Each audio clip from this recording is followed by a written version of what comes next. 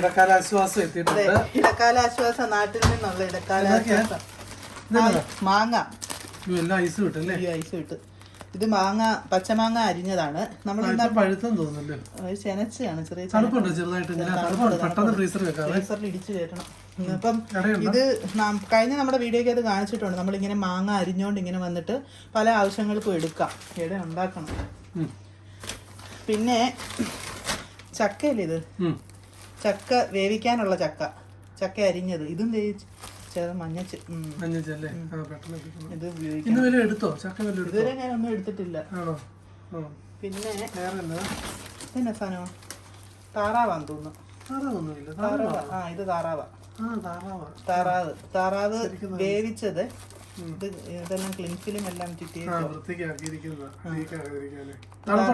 ചെറിയ നേരിയ തണുപ്പുണ്ട്.